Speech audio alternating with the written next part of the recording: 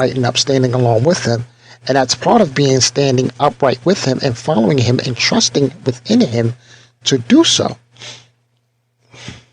See, now, during certain situations, God will change your course, in which you will, and of course will cause you to, stop and then change directions. Now, we have to understand that when this happens, it's meaning that the course in which you're going on is not looking too good. So God, of course, he sees and he knows it all. He sees everything and says, okay, what we're going to do here for you, we're going to change directions. I'm going to have you going down a different route in a different path for you to see something differently. So when you go about and see things differently, he opens your eyes and he allows you to see it in a different way, in a different manner. But that all comes upon you allowing him to. It's never easy to do what God calls for you to do. That's something we have to understand. But when the new course is set, it does not mean that everything will be easy.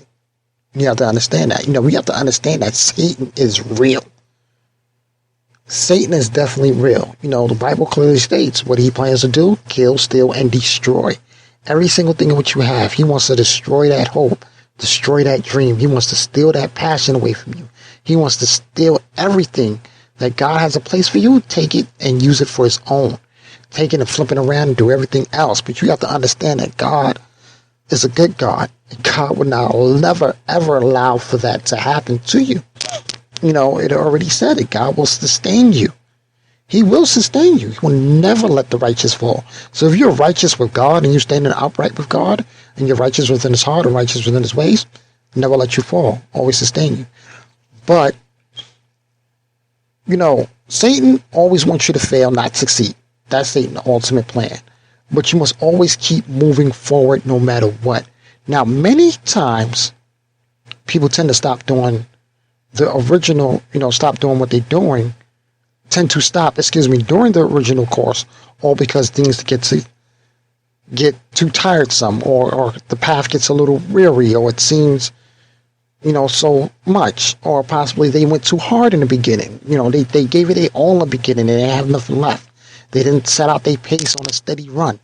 They're not a marathon runner. They're just a 100-yard person. Got set on a marathon and didn't know what to do. A lot of times you get that. You might understand, or possibly a 100-yard relay person, or only did a 100-yard dasher and never been down a 500-yard dash, and not knowing what it means to go down a 500-yard dash, and ran out of breath. Came after the 100th yard, probably made past the 125th yard, and really couldn't do it, and had to stop and was like, I can't take it no more. That doesn't mean that you don't have enough strength or any sense of a matter to do certain these things. It's a matter of what God placed inside of you and the things that you need to do. So, it definitely tends upon either you do or you don't have enough strength to keep going. Jesus said it best in Matthew 11:28 when he says, "Come to me, all you who are weary and burdened, and I will give you rest." Now, this is strong and powerful, because when I hear things like this, like, okay, come to you who are weary and heavy burdened, I will give you rest. So if I come to you, Lord, and I'm weary and I'm heavy burdened, I need some rest, and I come to you, you bless me, you got me, you give me rest, and I'm strong and I'm here, and I look towards that, and I say, okay, that's cool. So now, what can I do? Where can I be? Where can this go? What is it that we need to do in order to get things in a different direction, in order to continue to move forward? How can we get to the next step? Now, we have to understand rest does not mean that you go and take a nap or just let everything ride. It's just basically rest is simply, he will place you in position that you won't have to keep constantly doing the things that you're doing or the path that you're on alone. Rest is that he will place you, or rather put you in position where you'll be able to acquire extra help to continue down the path, of course, in which he set you on. It's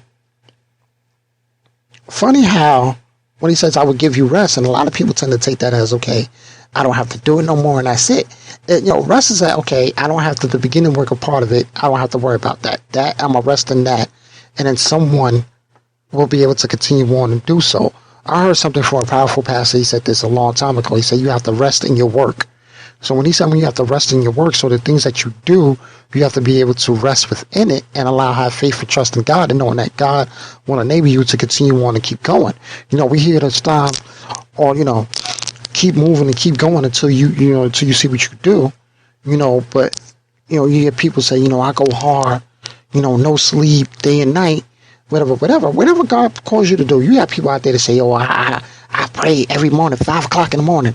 I get up and pray. You need to get up and pray 5 o'clock in the morning so God can open a blessing. So we have to understand that we cannot misconstrued what it is that God calls us to do and try to imply it upon others. And we have to understand that whatever God calls us to do is something that we have to do. It's cool to share it with others, but understand what he says. You don't want to be like the hypocrites praying in the synagogue. So when you pray, you don't sit there and start tooting your own horn like, this is what I do.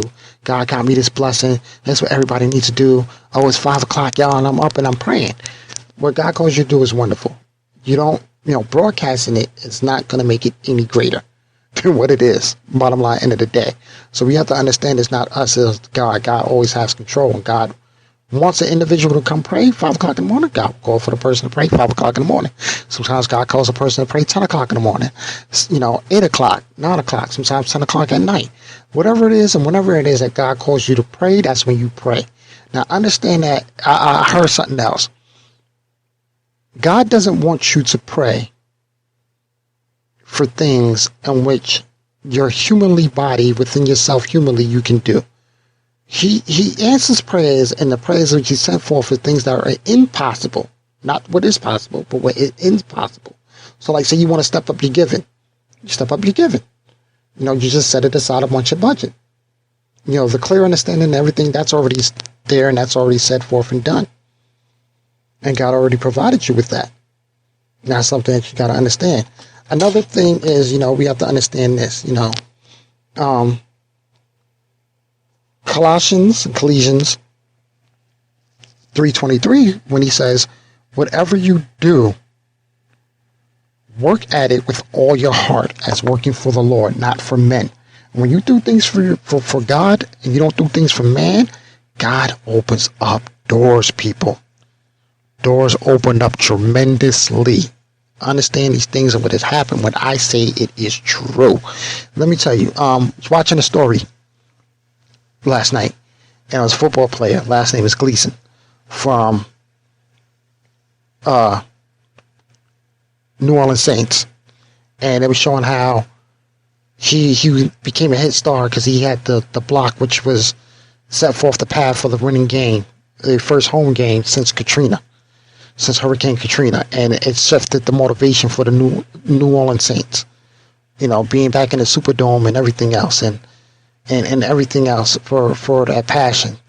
And it shows how he was hit with ALS, and how he couldn't, at the time he got diagnosed, he found out that he was going to have a son. Him and his wife was going to have a baby, and his wife was pregnant.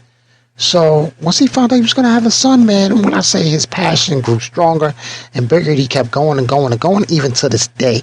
Man cannot speak physically because of his muscles and his motions and everything. The man has to speak through his eyes.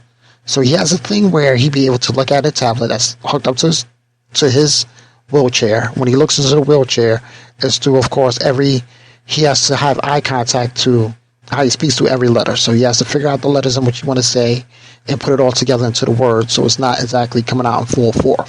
So when they did the interview with him, of course, they had to preset his interview questions, send them to him, so that way he'd be able to respond in good enough time and be prepared for what it is that was going to be asked. And his determination was all the way up to the time where he was wheelchair ridden. He said, look, I'm going to be there. He kept talking to his son, hey, buddy, I'm going to be there for you. Here's going to be the challenge. It's going to be challenging physically. I can't be there the way I want to be there. There's going to be some challenges. He's slow, son is fast. And it was like, it was hard. I cannot lie. It shed a tear. Had to shed a tear. And it proven to show that how he did not stop until this day. He's not stopping until he goes into the ground to see forth that he's there for his son. He said every single day he takes his son to school and picks him up and to see to it that he's there with his son. And he asks his son questions, how was your day? What's this going on? Of course, it goes through speech and voice command. So what he did was he set up, before he lost his voice, before he was able to speak, he set up, recorded his voice on a digital program, a monitor, which allows him to speak and records and analyzes his voice. And of course, everything behind that was wonderful and truly amazing. But man, let me tell you, that was truly a heart-wrenching and powerful story. So let me continue on. Running out of time, going over time. So let me slay this out real quick.